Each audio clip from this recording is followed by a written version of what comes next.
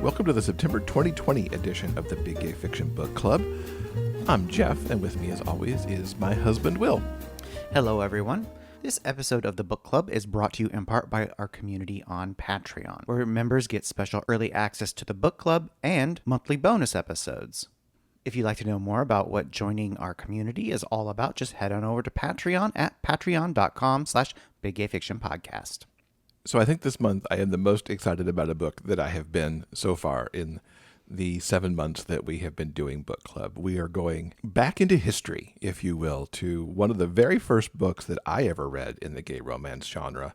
We are looking at Z.A. Maxfield's St. Nachos. And it's a particularly good time to revisit this wonderful book as well, because for the first time in what feels like forever, Zam is going back to St. Nachos and is beginning to release new stories in this universe, which I am so very excited to be diving into. The first one actually comes out right as September begins. But before you dive into the news stories of Dinsians from the lovely coastal town of St. Nachos, let's take it back to 2008. That is when this first book was originally released. That was a long time ago, and a lot has happened in the gay romance genre since then. And luckily for us, as avid readers of Z.A. Maxfield, she has been able to republish these stories with brand new covers. They look wonderful. And like Jeff said, I am pleased as punch to have the opportunity to revisit this town at these characters. People that we first read about nearly 10 years ago.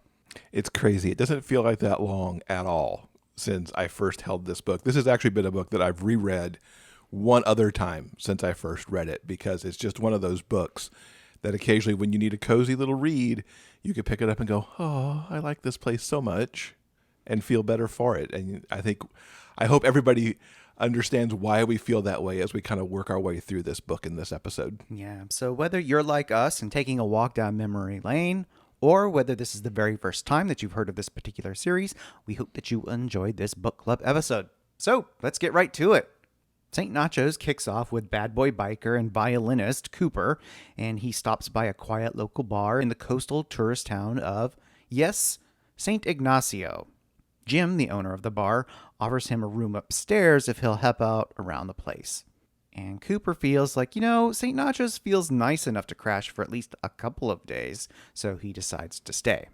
How often do you get to put the term bad boy biker and violinist together into one sentence? That does not happen very often, but it does very nicely sum up Cooper as he arrives in this town. And it's interesting, as somebody who has been on the road for a few years now, how he almost immediately feels a certain peace in St. Nachos, and it's a theme that's going to come back over and over again in the book. Let's talk about the distinct first-person narrative of Cooper. Unlike most current gay romance, this story is told from a single point of view. It's Cooper, and as I mentioned, it's in first person, and he has a very specific way of viewing the world and describing it to us, the reader.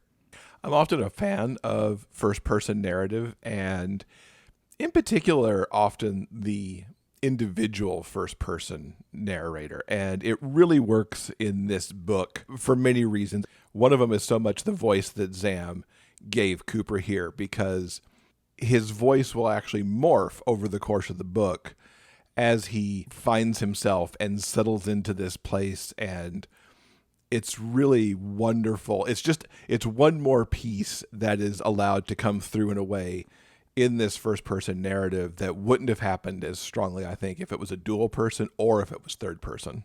So as Cooper starts to make himself at home, we get to know some of the other characters in this wonderful place. As we mentioned, there is Jim, the owner of the bar. There's also Oscar and Tomas. They work in the kitchen. And there's also Sean. He's the handsome young deaf student who works part-time at the bar while going to school. And Cooper has definitely noticed Sean. Who wouldn't? So true. He's handsome and enigmatic and perfect. And Cooper falls into a routine working at the bar and playing for the customers. One night he plays for Sean, and he has him place his hand on the underside of the violin so that he can feel the vibrations of the music. And they share a very special moment. There's like the tinge of awareness and attraction. But Cooper seems unable to enjoy even that because he somehow sees himself as unworthy. And we're going to pick apart that particular story thread as we move a little bit deeper into the narrative. The thing that I like about the people that Cooper has met so far with Jim and Oscar and Tomas, and most specifically Sean, these people don't allow him to wallow. They do their best to accept him in the moment, for example. There's no looking askance when he first walks into the bar at, oh, who is this? And this looks like trouble or whatever.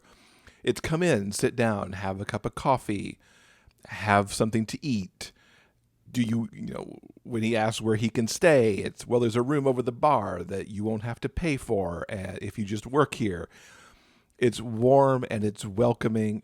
Throws him off his game a little bit because he's used to, coming in and then immediately starting to look for when it's time to leave. But here he gets an acceptance that he has not had in years and perhaps ever in his life. And it's just, I'm going to say this over and over again, and I apologize for repeating myself, but it's just this comforting thing that happens in St. Nacho's. And he falls right into it pretty immediately, but he keeps looking over his shoulder at the same time, even while he's essentially just wrapped up in some love from these people that he doesn't know. Yeah. Things move quickly for our two heroes, and Sean wants to know why Cooper has been avoiding him, and in a really adorable moment, he thunks him on the head. Which will not be the first time that happens either. Telling him that he's his friend. Later one afternoon, Sean tells Cooper, "You know that I like you, right?" And this just kind of illustrates how Sean is like 100% unpretentious. He's a completely open book, very straightforward. And frankly goes for what he wants, which I like. He likes Cooper. He wants to be at least friends, if not more, with Cooper. And he's going to make sure Cooper knows that. There's not going to be any games. That night, Cooper plays for Sean again, and Sean and his friends sing a song in ASL. Cooper really enjoys the performance and is really into Sean. And that night when he comes up to Cooper's room, he drops to his knees for him, and they have a very fast and dirty and satisfying hookup. It's this scene that illustrates how the author is kind of subverting certain tropes and genre expectations from the reader. Cooper has very definite sub-tendencies, and Sean is the one who is in control, which is a little bit different. You'd think the bad boy biker would be the one with all the big dick energy. And Sean, the angelic deaf guy, definitely proves that he knows how to take control of a situation and get down and dirty real fast. But he even shows that before they have sex, because, I mean, he's the one, giving the thump on the forehead to Cooper, too. He's shown that he's not going to play games, and he just keeps showing that in the bedroom as well. And you're right, it's very genre subversive there, and it's one more thing that makes this book so good. Cooper suggests to Jim that it might be time for him to move on. But that night, after playing for the crowd, he sees Sean walk in with his friends, and those thoughts of leaving quickly vanish. Sean and Cooper dance together, and when they head upstairs, Kevin, Sean's friend, tries to stop him.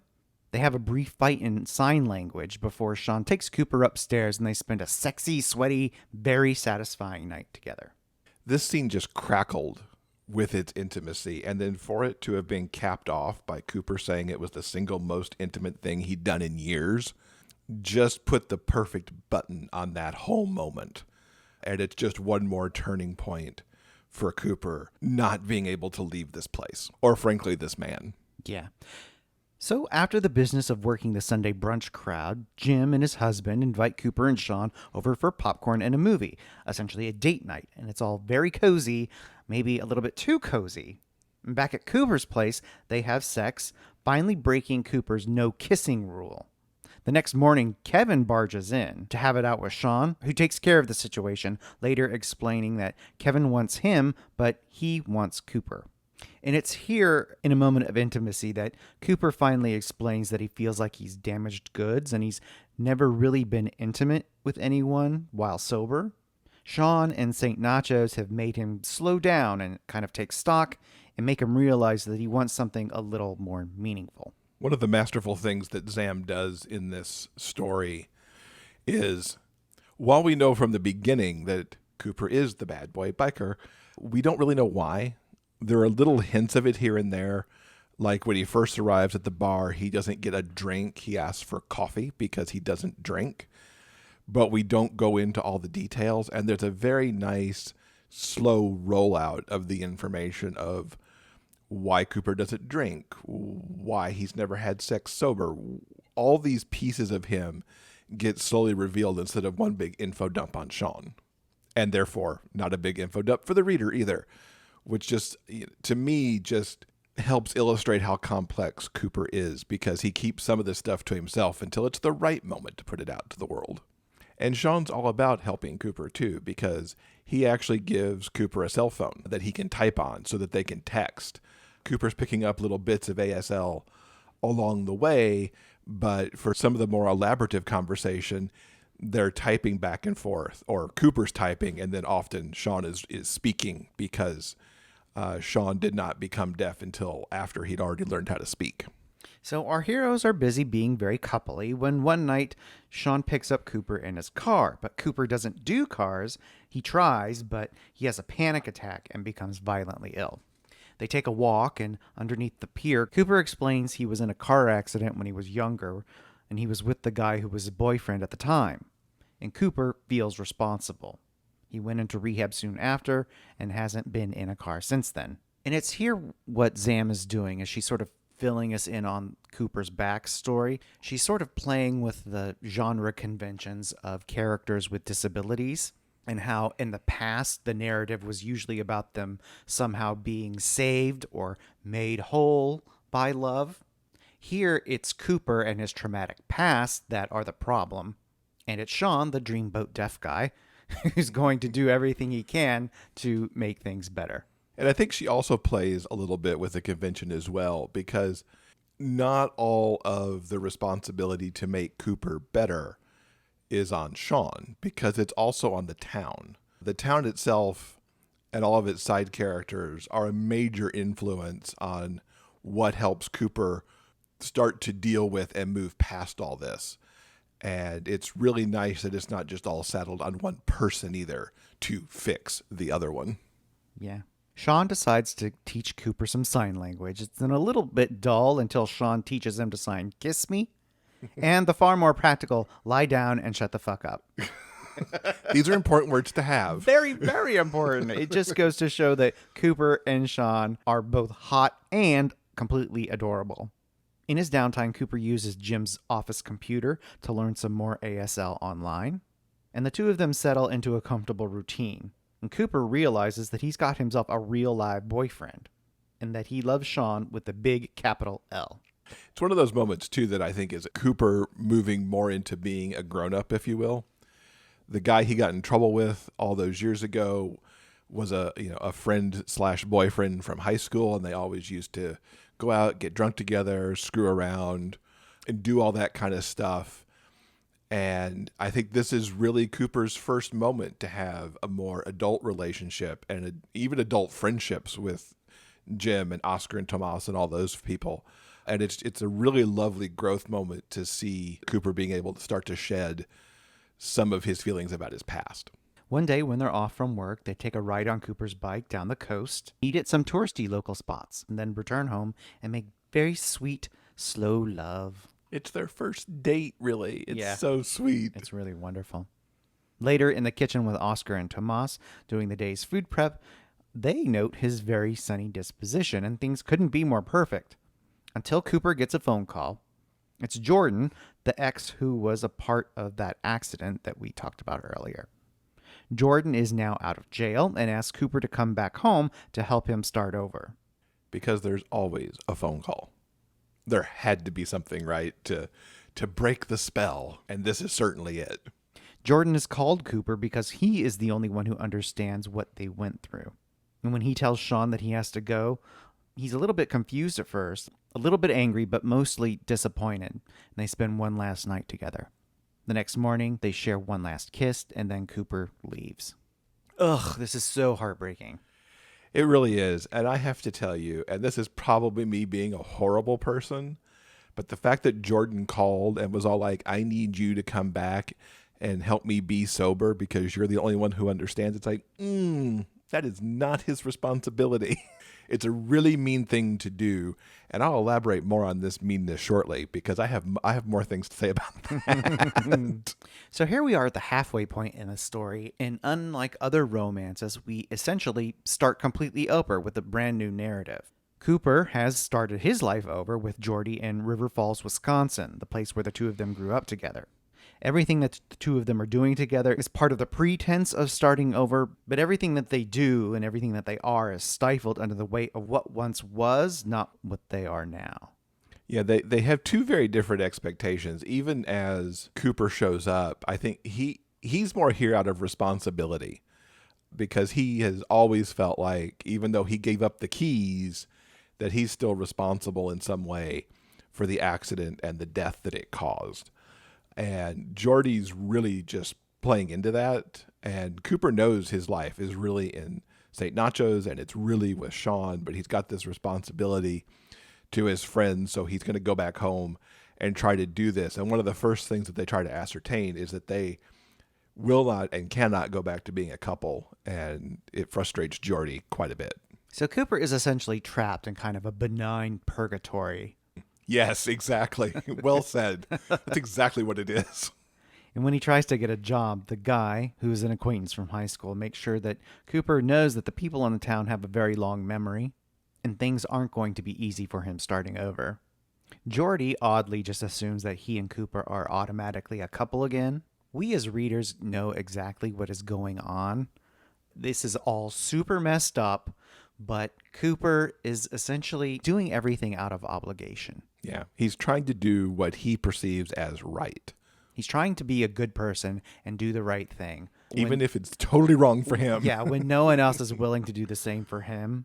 Jordy's sobriety and his very existence hinges on making this work with Cooper and the uncomfortably strange support that Jordy gets from Pastor Stan. Also not one of my favorite people. He should have never let Jordy get all codependent on Cooper. I didn't like him from the moment that he allowed that to happen. Yeah. Stan is unsurprisingly passive-aggressive and more than a little bit creepy in his attempt to have Cooper repent, find the Lord, if you will. But Jordan's creepy church friends aside, it's not all bad in River Falls. There's Mary Lynn, the nice librarian who likes to use sign language during children's story time. And there's also Cooper's sister Jules, who owns the local coffee shop, and she genuinely wants what's best for her brother. I love Mary Lynn. She's wonderful. She comes through time and again during the time in River Falls. The sister, on the whole, I like her, but she really blindsided Cooper by just giving Jordy his number without maybe checking in if that was really okay first. She's the one who set this into motion. And while I do ultimately like her as a character, it's like, I wish you'd reconsider just that one moment of your life right there. Walking to the library one day, Cooper finds Sean, and everything is good once again. Sean, once again, proving that he is the alpha in this relationship, has come to get his man. And in a conversation with Mary Lynn, Sean says that he is in town to collect something that belongs to him. Exactly. Now, when Jordan hears of Sean's arrival, he doesn't take it very well. Cooper finally realizes that coming back to be with Jordy was possibly the worst thing for him. And when Jordan returns home after their fight, he is covered with welts and bruises. And it's here that Cooper realizes that Jordy has traded booze and drugs for some masochistic pain play. An encounter with two guys at the grocery store illustrate how the past will always haunt Jordan and Cooper as long as they remain in this particular town. Troubled and upset by this encounter, Jordan goes with Pastor Stan, and Cooper joins Sean at a concert in the park. And they have a pretty good time. They later have a clandestine blowjob, but it's not sleazy at all. You know, that's true. Somehow it's not. It is super, super sweet, even though they are in public when this happens. It's like, woohoo! There's something about the way that it goes down, and it's this reconnection moment that they're finally having that keeps the sleazy factor at a 0 for me. Jordan seems resigned to the fact that Cooper has found someone new, but after another encounter with some townspeople on a street corner outside his sister's coffee shop, Cooper and Jordan have a real honest talk/fight, and there is so much resentment and pain that Jordan is holding on to, he will most likely never be able to move on. A storm is brewing, both literally and figuratively, and Jordan goes missing. And everyone gathers at the coffee shop, even Stan, and they're waiting for some news. Another side character that helps out is the police officer that Jules is forming a relationship with. Bill wants the best for Jordan, wants to look out for Cooper. He is a really nice guy that helped in some ways calm the town down. He de-escalated the situation on the street with the people who were calling Jordan out, and he's there for his sister and for Cooper, and it's very beneficial. As the storm begins to rage outside, word finally comes that Jordy was kicked out of a BDSM club in the Twin Cities and has voluntarily committed himself to the hospital. Jules' new boyfriend, the cop, is going to drive everyone there. And Cooper, with Sean supporting him, has a panic attack but manages to make the trip in the vehicle anyway. Sean is so good, holding him, whispering in his ear. But can you imagine what that trip must have been like? With Bill and Jules up front and Stan, Sean, and Cooper crammed up in the back. I mean, I get that it's a big, like, truck SUV thing, but all of those disparate people, tension-filled hour-long ride in the storm. I just can't imagine. When they get to the hospital, the only person Jordy is going to see is Cooper. And in a short conversation, Jordy accepts that he is still full of too much pain and regret and guilt from that night of the accident, and he's going to go into rehab. As much as I dislike Jordy, I'm glad that he sorted this out for himself. That it wasn't Stan and it wasn't somebody else that forced it on him. It's like he went away, had this unfortunate incident at the BDSM club, but then it clicked for him finally that he needed more help and that it wasn't on Cooper to get it for him. One of the things I liked in this too is that Jules put Stan in his place at one point. She's like, no, this is what's happening and you need to shut up. I very much appreciated that happened. Well, at this particular juncture, as we are barreling towards the end of the story, Pastor Stan's true intentions become pretty clear. He doesn't really view Jordan as a person. He just sees him as genuinely damaged goods, and it's Stan's job to save him and make him whole. Not because he's altruistic in any way, but if he fixes this broken mess of a person, he can hold that guy up as an accomplishment. Exactly. It would be like, look what I did. I fixed this guy. I could fix you too. Mm-hmm. That's what he's after. Yeah. He's gross and awful, and everyone leaves him behind as well they should have. So after the trip to the hospital, Cooper and Sean spend the night together. In a weirdly endearing and comedic moment, they are so eager to screw one another that Cooper falls off the bed and bangs his head. It's strange and sweet at the same time. It is. It's comedic and sweet because they have to have a first aid moment. I mean, yeah. And then they've actually managed to get back to the lovemaking that needs to happen. Oh, definitely. So Sean flies back to California and Cooper packs up the few things that he has and he rides his bike cross country. When he finally arrives back in St. Nacho's, Sean runs into his arms and immediately takes him upstairs to the little room above the bar. Cooper has found home. It's so sweet. I've loved it since the beginning, but I have to say that rereading it in the turbulent times we live in now, it was just putting on a nice cozy sweater and escaping to another place. I love this book. I love the other 3 books that are in the St. Nacho series. I can't recommend enough that you pick those up. In fact, one of them, Jordy, actually gets his own story and finds the peace that St. Nacho's can offer, which is nice. I have to say that I really like what Zam does in this book with Sean. You mentioned it a little bit in passing earlier, that so many of the narratives that we would see with deaf people especially back in this 2008 time frame, would have somehow cast them as a victim or cast them in a way where the deafness defined them. That is the furthest thing from the way that Sean is. He's a very confident, outgoing young man who goes after what he wants. One of my favorite moments actually comes during the storm. It's this little moment that happens in the coffee shop while they're waiting for this news. And this storm is raging. And Sean, being a Southern California boy living on the coast, he's pretty much never heard thunder, and especially not thunder like it can roll in a big Midwestern thunderstorm. And it freaks him out a little bit. And it's Mary Lynn who has to sign that this is not the apocalypse. It is merely a storm and it will pass. But these little nice moments of, insight into Sean's world are really nice. And I really like how Zam handled him here, because in the hands of a lesser writer Sean would have come off as a much different character. Yeah, as I mentioned earlier, I really enjoyed revisiting this town and its delightful Dinsians. And I really liked the unique voice of the narrator and the stylistic choices that Zam has taken. While Cooper is the narrator throughout the entire book, there are certain stylistic choices that are in play here.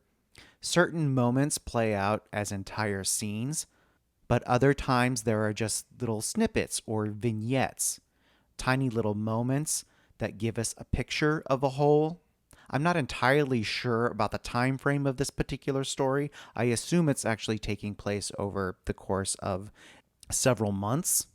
And in a certain way, the narrative of the story takes on a certain cinematic feel in that we don't get all of the details from point A to point B. We get sort of an overview. Cooper just lightly touches on certain situations, giving us tiny glimpses into the evolution of his relationship with Sean. It's just a really interesting choice and not something we normally see when it comes in gay romance. I think this particular style works really well in the very last chapter, where the author is wrapping everything up. And things play out sort of like a montage in a movie. Our heroes saying goodbye in Wisconsin. The trip cross country only takes a few sentences. His arrival back in St. Nacho's, the sweet moment when Sean runs back into his arms. Yeah, I'm a fan of Zam and especially of what she's doing here.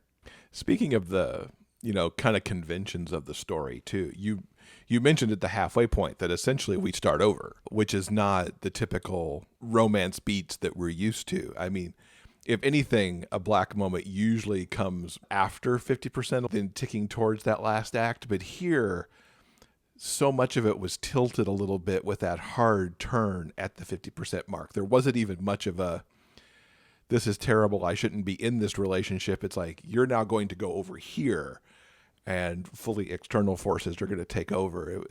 It's really interesting, and it's also something you don't see too much today because it would have been more directly relationship focused that forced them back apart. Yeah. Something else I want to quickly also mention before you wrap things up here is the level of angst in St. Nacho's. There is a lot of angst, to be sure, but because of the way that Cooper specifically narrates the entire story, he's essentially filling us in on what happened, and we as a reader don't have to experience it firsthand, which in my mind made it more palatable and enjoyable. We don't experience the accident with Cooper and Geordi, even though it's clearly a defining moment that has shaped the lives of these two particular characters. I just think that it's all handled in a really interesting way, that we know and understand the pain and emotion of what has happened to them, but we as readers are able to, I guess, experience it in, I'll call it a more palatable way. It's not wallowing in pain. It's trying to deal with it constructively, especially from the viewpoint of Cooper. Yeah, so many stories like this would revel in the pain because that's part of the redemption kind of story. Exactly. And the fixing of people. Yeah. And Zam knows how to tell that kind of story because one of her most popular books with Home the Hard Way is all about the angst and all about those feelings that, can sit with you heavy as a reader. But here, it's almost like Cooper is maybe telling this story years down the road and is looking back on it, and it helps to make that angst more palatable because it is in his past as well and resolved. And that's just me laying on how I kind of felt about it. But yeah, and that's part of what makes all of the Nacho's books so nice is the people who show up in this town and are broken, they're quote unquote fixed in this same kind of storytelling. Back in episode 60, we had Zam on the show and we talked a little bit about St. Nacho's, and she mentioned in that interview that she's always kind of considered this place like Brigadoon. It's like you find it when you need it. And if you don't need it, you might just as easily drive by it. Or, they talk about that St. Nacho's has a big lunch crowd and people come from all over for brunch. So you may come for the brunch, but you're going to stay if you really need to stay kind of thing. So it's that unique kind of place that is just healing with its place and its people. And I want to go live there so bad. Yeah. If you'd like to experience just a little bit of magic, Jeff and I both highly recommend you check out St. Nachos by Z.A. Maxfield. So I hope that you've enjoyed this episode and our little walk down memory lane. And if this is your first time hearing about this book, we hope that you'll give it a try. So I think that'll do it for this month's book club pick. We'll be back again next month for another deep dive look at some of the very best that the gay romance genre has to offer. So until then, stay strong, be safe, and above all else, keep turning those pages and keep reading. Big Gay Fiction Podcast is part of the Frolic Podcast Network. You can find more shows you'll love at frolic.media/podcasts. New episodes of this show are available every Monday wherever you get your podcasts. You can help support this show with a monthly pledge through Patreon. For more information about joining our community and the bonus content we deliver, check out patreon.com/biggayfictionpodcast. I'm Kurt Graves. Thanks for listening. We'll see you next week.